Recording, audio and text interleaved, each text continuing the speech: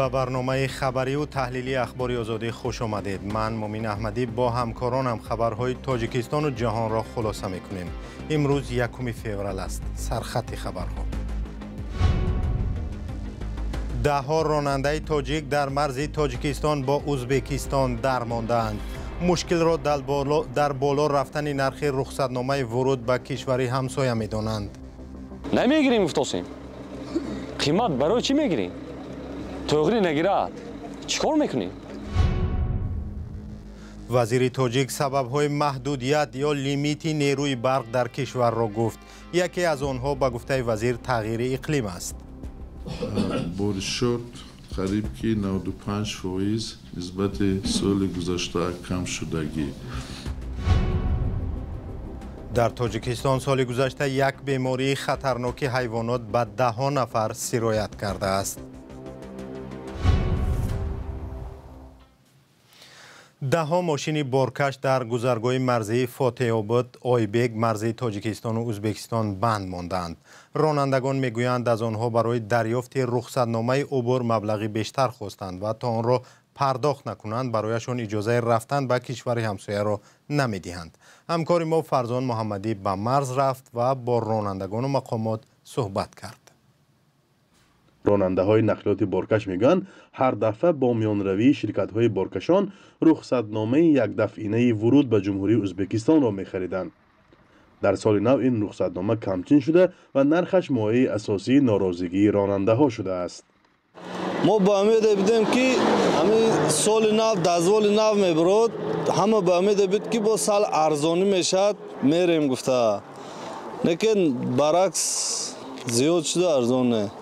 که وقتی که ما $60 میگرفتیم بیشتر از اینا گرفتن $120 $30 کردن. میگویم فیرم بدره میگن که این همین نرخ قیمتش دیگه همین نرخه. خواهی گیر نخواهی نه. ما نمیدونیم که سبب چیزی که همین قیمت میشد. همین نمیدونیم ما راننده گم تاش نمیدونه. برای همین ما ایستادیم همه. نمیگیریم افتاسیم. قیمت برای چی میگیریم؟ توغری نگیرد چیکار میکنیم؟ در توقفگاه و کنار راه گذرگاه فاتح آباد حداقل 200 ماشین بارکشی کلان را مشاهده کردم که عین دلیل از ادامه سفر خودداری میکنند. به گفته رانندگان اکثرشان از 3 تا 14 روز باز در اینجا ایستادند. آنها میگن مراجعت‌هایشان برای پست کردن نرخ رخصتنامه در چند روز اخیر نتیجه نداده است. ما استودنامو در اینجا حاضر استودگیامو بر خاطر هایی ما پلمو نمیرسد همو دزوال گریمو طرف دولت ازبکستان درایم با قزار میشیم ایتا قزار شده درمسادیمو با زیادتر. و برای گرفتن شرح مقامات بارها به نمایندگان وزارت نقلیات و اداره زیرتابع آن با نام خدمات دولتی نظارت و تنظیم در ساحه نقلیات این مسئله را پرسان شدیم، اما آنها تا زمان نشر گزارش آماده نشدند در این باره شرح دهند. همچنین به نمایندگی چند شرکتی بارکشان در شهر خوجند رفتیم ولی آنها نیز نخواستند در این باره به ما معلومات دهند. رانندگان میگن این بار اول نیست که نرخ این نوع رخصتنامه بالا می شود. در دوام 1 سال بارها با این مسئله به مشکل دچار میگردند. نرخ پیاز و میوه‌اش همه روسیه میرفتگی شود میخیزد نرخش $300 $400 $700 $800 میشد. این ما رقابت پذیری که نتونستیم نامرای تاجیکی اینجا ازبکی نامر های، قرغیزی نامر های، قزاقی های، اوروس های، بلاروس های. در تاجیکستان تقریبا 13 گذرگاهی موجود است که آدمان و نقلیات ها توسط آن به ازبکستان میگذرند. گذرگاه های فاتح آباد آیبک در ناحیه مسجد جایگیر بوده یکی از گذرگاه های اساسی میان تاجیکستان و ازبکستان است. در گذشته نیز بارها با سبب های گوناگون بر رویهای ساکنان و رانندگان مانعه ها پیدا شده بودند. در بسیار حالت مقامات در این باره شرح و توضیح نمیدهند و سبب بی‌بندوباری میگردند. این بار رانندگان تقاضا دارند که باید به این مسئله زودتر نقطه گذاشته شود. فرزان محمدی، رادیو آزادی از گذرگاه فاتح آباد ناحیه مسجد. وزیر انرژتیک و ذخیره‌های آبی تاجیکستان یک سبب محدودیت انتقال نیروی برق را به خانه‌های مردم اعلام کرد و گفت یک سبب پیشرفت اقتصاد است. از تیرما باز در کشور لیمیت برق جاری شده است و مردمی زیادی از تاریکی و سردی در خانه‌هایشان شکایت می‌کنند. علیشیر ظریفی و براد یوسفی در این باره گزارش تهیه کردند. راننده‌های نقلیات بارکش میگن هر دفعه با میانروی شرکت‌های بارکشان رخصتنامه یک دفعینه ورود به جمهوری ازبکستان را می‌خریدند. در سال نو این رخصتنامه کمچین شده و نرخش مایه اساسی ناراضگی راننده‌ها شده است. ما با امید بودیم که همین سال نو دزوال نو میبرد، همه با امید بود که با سال ارزانی میشد میریم گفته، لیکن برعکس زیاد شده ارزان نه. که وقتی که ما $60 میگفتیم بیشتر از اینا گرفتن $120 $30 کردن. میگویم فیرم بدره میگن که این همین نرخ قیمتش دیگه همین نرخه. خوی گیر معذرت که خطای تکنیکی پیش آمد و بعدا این گزارش را ما پخش خواهیم کرد و برمیگردیم به خبر دیگر. دادگاهی در شهر قزانی تاتاریستان روسیه مهلت بازداشت السو کورماش و خبرنگار بخش تاتاری رادیو آزادی را تا 5 اپریل دراز کرد. همکاری ما بیش از 100 روز باز در بازداشت است. استیون کاپوس اجرا کننده وظیفه پرزیدنت رادیو آزادی تمدید مهلت حبسی السو را در داور خواند و گفت او را برای روزنامه‌نگار بودن بازداشت کردند. السو قرمش و را ماهی اکتبر سال گذشته برای آنکه شناسنامه آمریکایی‌اش را در نهادهای روسیه ثبت نام نکرد 10,000 روبل جریمه بستند. بعداً او را آگنت خارجی نامیده و به دروغ پراکنی درباره ارتش روسیه متهم کردند.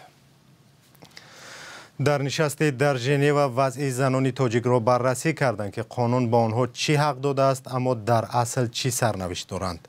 دسترسی زنان به کار، مبارزه با خشونت، امکان شرکت در انتخابات و مشکلات دیگر هم از زبان مقامات و هم حامیان حقوق صدا داد. همکار ما کیومرث عطا این جلسه را پیگیری کرد و حالا با ما در استودیو است. کیومرث، نکته‌های مهمترین در این جلسه چی بودند؟ سلام مومن به شما و بیننده های عزیز. بحثی اساسی درباره حق و دشواری های زنان تاجیک در نشست کمیته سازمان ملل در ژنو روز 31 ژانویه صورت گرفت. در آن گروهی از منصبداران تاجیک از جمله وزیر عدلیه، وزیر کار و مهاجرت، مشاور پرزیدنت و دیگر منصبداران شرکت کردند.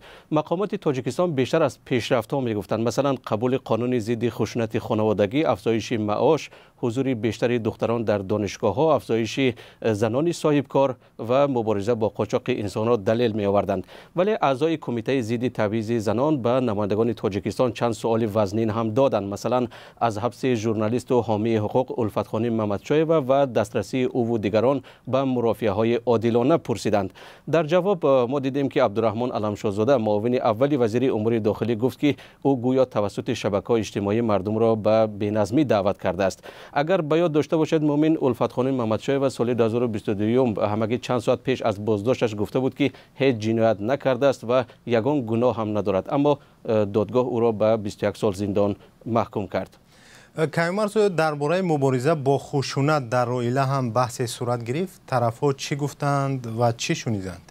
بله، قسم زیادی بحث در همین باره بود. مقامات گفتند که در تاجیکستان قانون درباره مبارزه با خشونت خانوادگی پرره تطبیق و اجرا می شود و در 5 سال گذشته به گفته آنها در دادگاه‌های کشور بیش از 2800 پرونده بررسی و سببگاران خشونت جزا داده شدند و آنها گفتند که اکثر همین خشونت کرده ها خویشاوندان قربانیان بودند.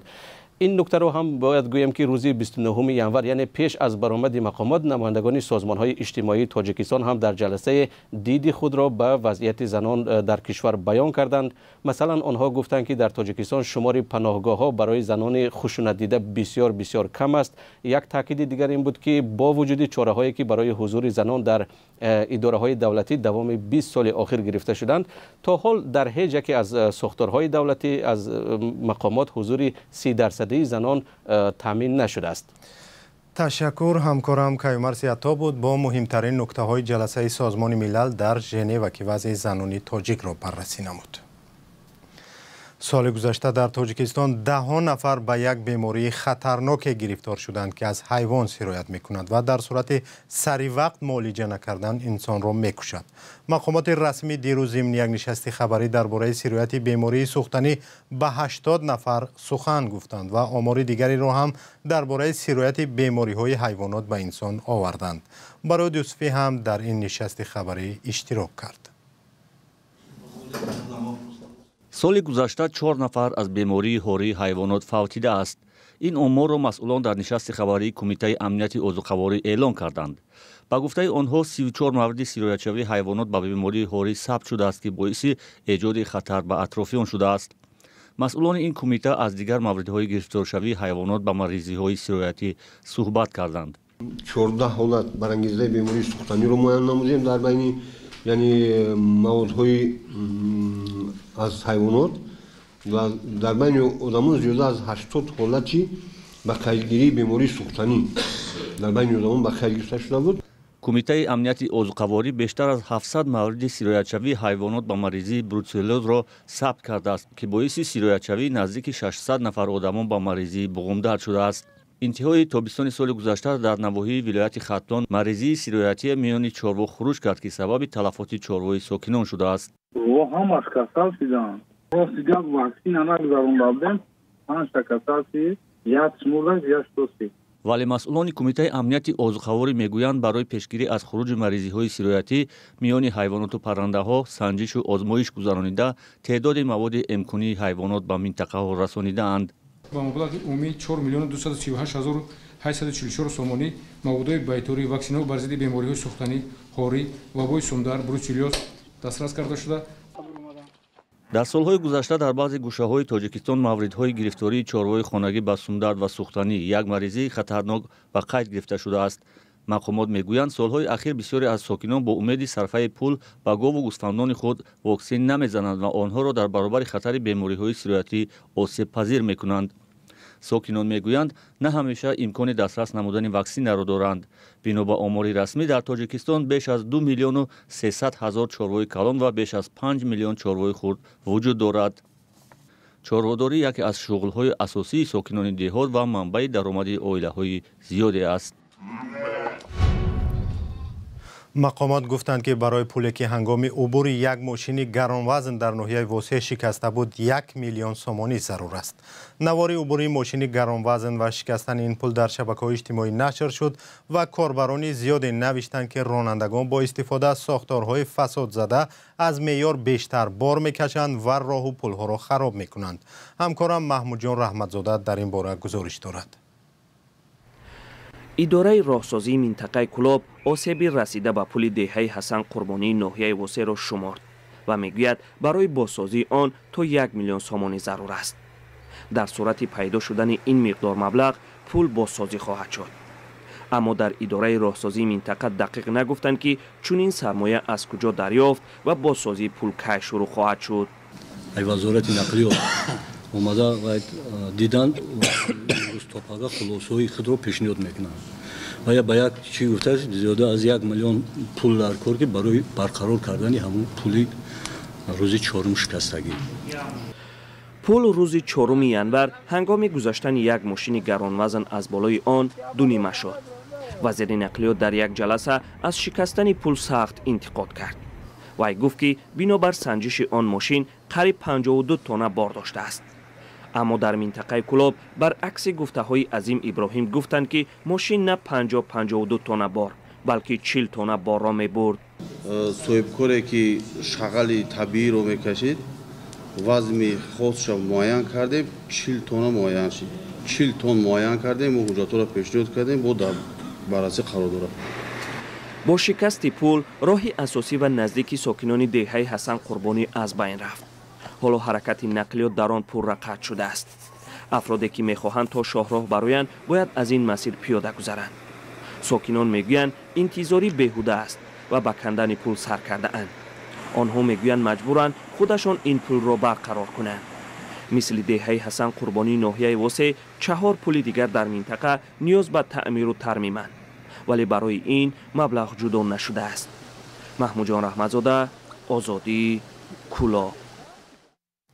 گزارش درباره بی‌برقی را فردا پخش خواهیم کرد. سپاس که تا پایان برنامه ما را همراهی کردید. تا برنامه‌های دیگر خدا نگهدار.